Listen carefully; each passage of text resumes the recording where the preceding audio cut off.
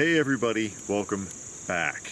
While we're on the subject of debunking, because it seems like I've been doing a lot of that recently, and it's mostly due to how much hype I see on a lot of channels, especially prepper channels. I get more and more disappointed as I watch. I gotta stop watching YouTube, I tell you what.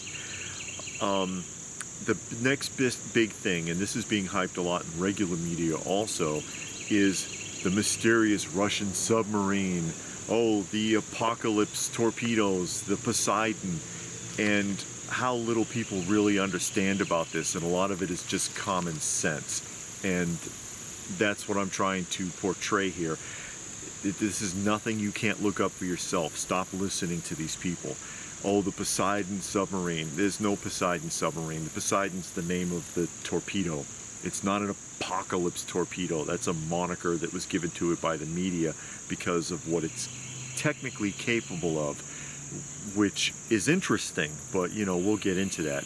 Oh, massive Soviet sub, and it disappeared once it left port. We don't know where it is. And it's this gigantic sub. Yeah, it is. It's the Belgorod. It's a Belgorod sub. It's an Oscar class submarine. It's not new. There's an big new Soviet submarine. It's not new. The first time the Oscar classes were made public was in 2016, I think. And there's at least 14 of them in that size range, which is about 600 feet. And the U.S. has comparable subs. I know that the Ohio class submarines in the U.S. Navy are just over 560 feet, which is close. They make them big nowadays, guys, okay?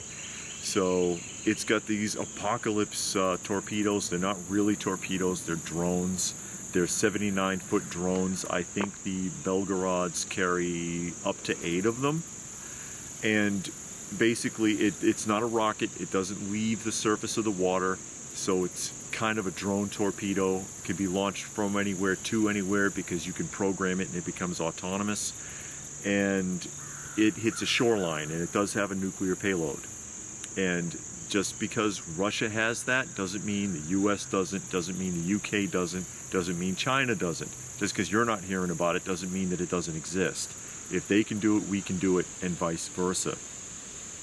The reason they say apocalyptic tsunami is because just like how you can do more damage detonating a nuke over a target instead of on it, same thing applies underwater. You can make a tsunami tidal wave detonating offshore. So that's what they're implying here. But they're going on in the media and in social media and YouTube channels and all of this nonsense. Oh, it disappeared when it left port.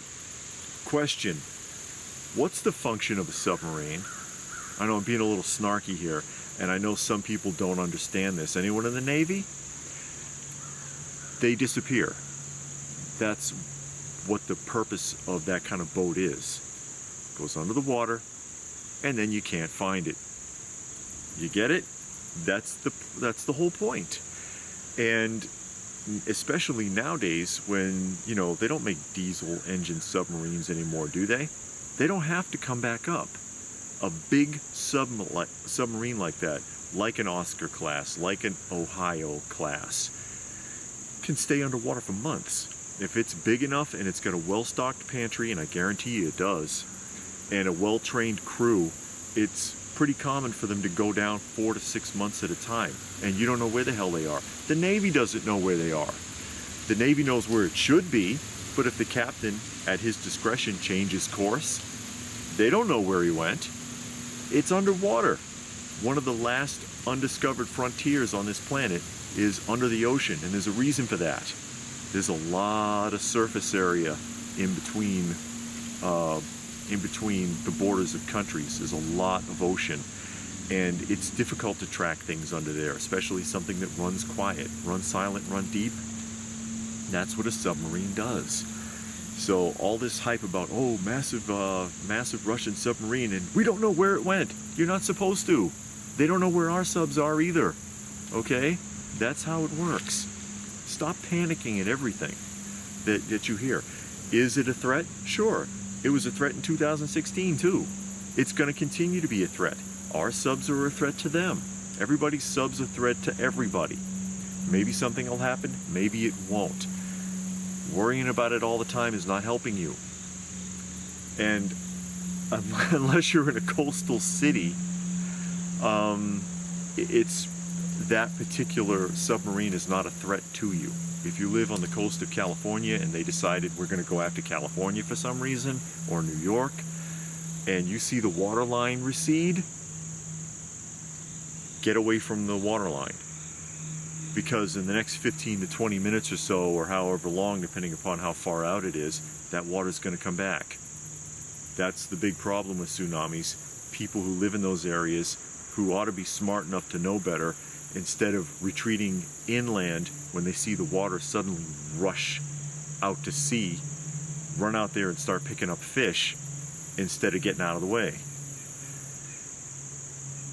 I don't know what else to tell you. The function of a submarine is to disappear. They're blowing it up.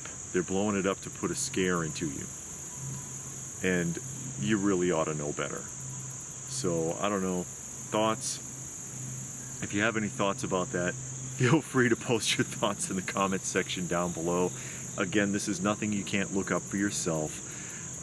Please do give the video a thumbs up if you got anything out of that. Hopefully, like I said, just trying to get people to slow down and think. Subscribe if you're new. Check out some of the other videos. You may find something interesting. If you saw random cat images, they are strays that my wife and I take care of, and images of them in the video actually help with the loading algorithm, because I have a lot of trouble with ScrewTube. If you wanted to help the channel out, or the cats for that matter, there are links for that down below. Every little bit helps, and we sure do appreciate it. And if that is it, then what more can I say but stay frosty, folks, and thanks for watching.